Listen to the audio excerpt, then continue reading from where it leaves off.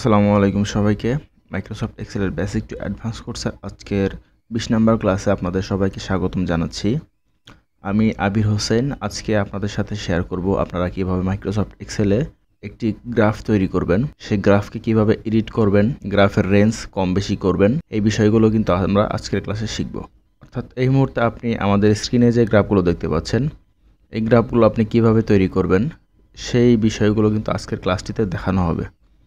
তো আপনি যদি এখনও আমার এই চ্যানেলটাকে সাবস্ক্রাইব করে না থাকেন, তো আপনার কাছে অনুরোধ, অবশ্যই আমাদের চ্যানেলটাকে সাবস্ক্রাইব করে দেবেন। তো চলুন শুরু করা যাক। তো এইখানে আপনারা কিছু ডাটা দেখতে পাচ্ছেন, এখানে কিছু নাম এবং তাদের সেলস দেওয়া রয়েছে।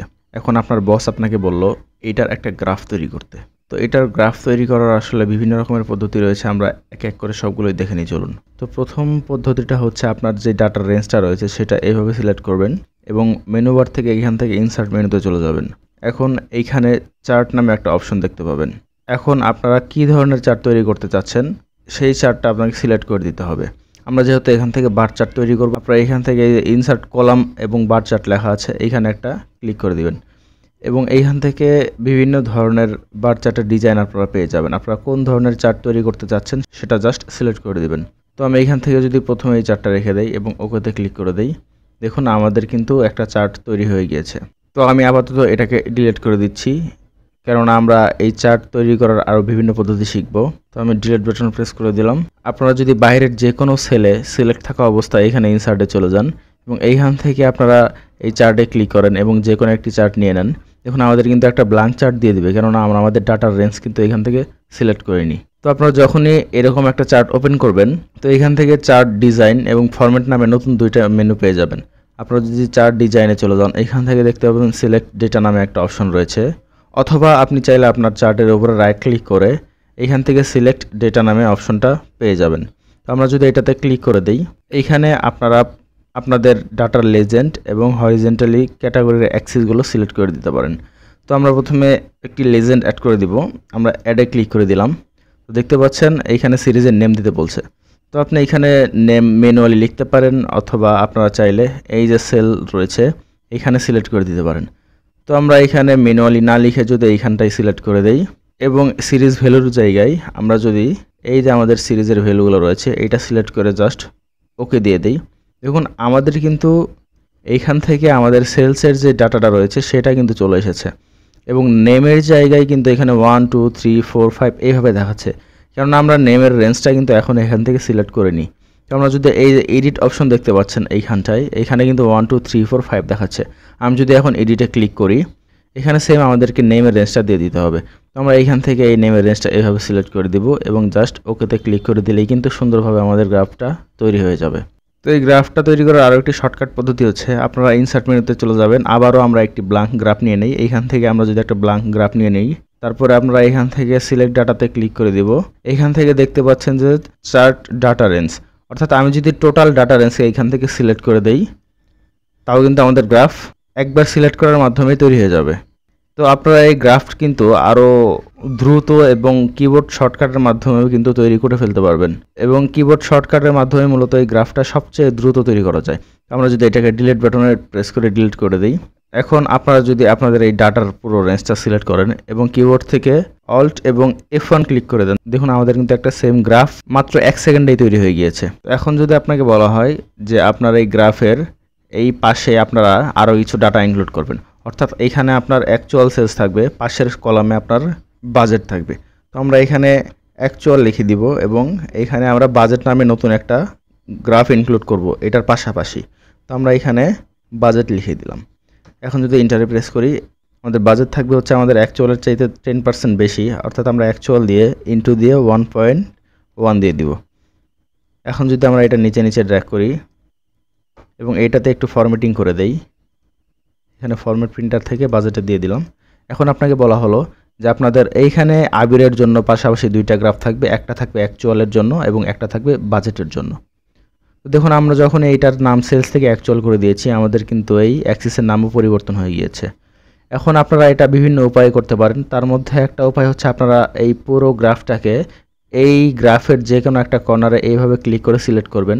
দেখুন আমাদের কিন্তু গ্রাফের রেঞ্জটা শো করছে। এখন যদি আপনারা এই যে অ্যারোটা দেখতে পাচ্ছেন, এই অ্যারোটা এইভাবে যদি এইভাবে ডানে ড্র্যাগ করে দেন, দেখুন আমাদের কিন্তু পাশাপাশি অ্যাকচুয়ালের পাশে বাজেটের একটি বার অ্যাড হয়ে গিয়েছে। তো আমি কিবোর্ড থেকে কন্ট্রোল জেড দিয়ে আগের অবস্থায় ফিরে যাই।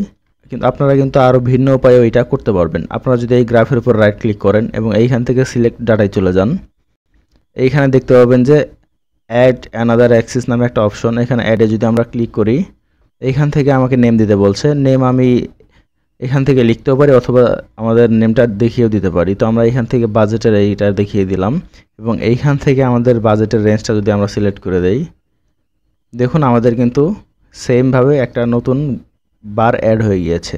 এখন আমরা এই গ্রাফের কিছু ফরম্যাটিং শিখব, অর্থাৎ গ্রাফটাকে কিভাবে আপনারা ডিজাইন করবেন, কিভাবে আপনারা ডাটা লেভেল অ্যাড করবেন। চলুন দেখে নেই।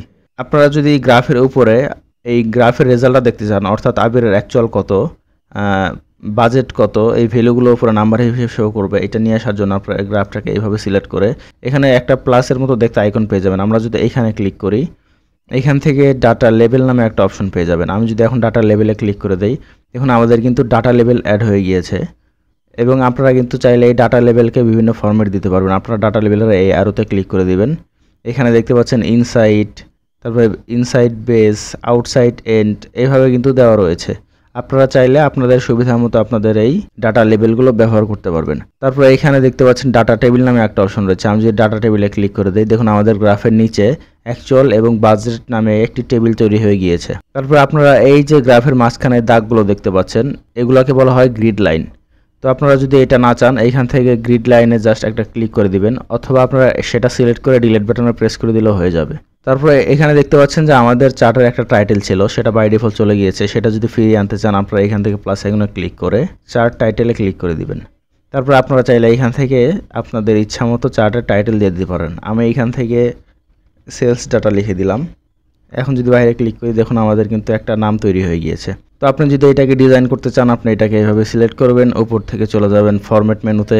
এইখানে আপনারা বিভিন্ন রকমের ফিল কালার আউটলাইন পেয়ে যাবেন। এইখানে যদি আমরা ফিল কালারে ক্লিক করি এবং এই কালারটা যদি আমরা ফিল কালার হিসেবে ইউজ করি এবং এইখান থেকে আউটলাইনে যদি কোনো আউটলাইন না চান, নো আউটলাইন দিয়ে দিবেন, অথবা যেই কালার চান সেটা দিয়ে দিবেন। আমরা চাচ্ছি না, যেহেতু আমরা এখানে নো আউটলাইন দিয়ে দিব।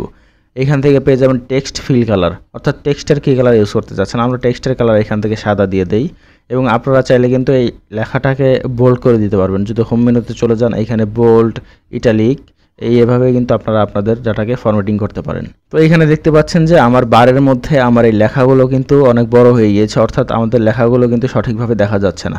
তো আপনারা চাইলে কিন্তু আপনাদের লেখাগুলো হরিজেন্টালি আর ভার্টিক্যালি চেঞ্জ করতে পারেন। তো আমরা যদি এটার উপর রাইট ক্লিক করে দেই এবং এইখান থেকে ফরম্যাট ডাটা লেভেল নামে একটা অপশন দেখতে পাচ্ছেন, এখানে ক্লিক করে দেই, দেখুন আমাদের কিন্তু ডান পাশে একটি ফরম্যাট ডাটা লেভেলের প্যান ওপেন হয়ে গিয়েছে।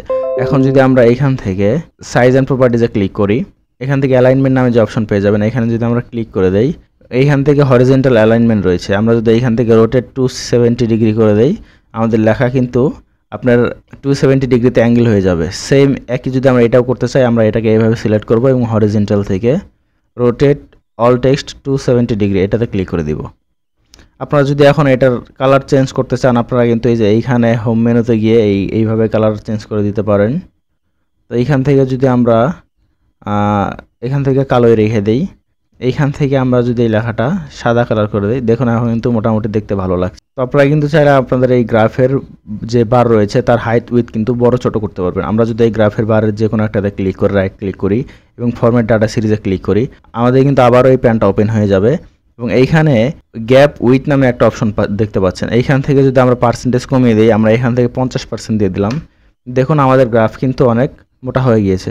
আপনারা চাইলে এটা আপনাদের সুবিধা মতো আপনাদের পার্সেন্টেজ ব্যবহার করে কিন্তু ইউজ করতে পারবেন। আমি এইখান থেকে আপাতত 80% রেখে দেই এবং উপরে সিরিজ ওভারল্যাপ নামে একটা অপশন দেখতে পাচ্ছেন, এটা যদি ক্লিক করেন, আপনাদের কিন্তু ডান পাশ বা বাম পাশ থেকে আপনাদের গ্রাফের হাইট উইথ কিন্তু ছোট বড় হবে। আপনারা যদি আপনাদের গ্রাফের ফন্ট স্টাইল চেঞ্জ করতে চান, আপনারা আপনাদের পুরো গ্রাফকে এইভাবে সিলেক্ট করে এখান থেকে যে কোনো ফন্ট আপনারা কিন্তু ইউজ করতে পারবেন। এখানে যদি অ্যারোতে ক্লিক করেন, দেখুন বিভিন্ন ফন্টের ডিজাইন রয়েছে, এগুলো কিন্তু আপনারা ইউজ করতে পারেন। আপনারা যদি এই অ্যাক্সেস বারটা না দেখতে চান, এইখান থেকে আপনারা জাস্ট এইটা সিলেক্ট করে ডিলিট বাটন একটা প্রেস করে দিবেন, আপনাদের অ্যাক্সেস বার চলে যাবে। ডাটা টেবিল যদি না রাখতে চান, আপনারা এখান থেকে ডিলিট বাটনে প্রেস করে দিতে পারেন, অথবা প্লাস আইকনে ক্লিক করে এইখান থেকে ডাটা টেবিলের চেকমার্কটা উঠিয়ে দিলেই হবে। দেখুন এখন কিন্তু আমরা একটি ডাইনামিক গ্রাফ এখানে তৈরি করে ফেলেছি।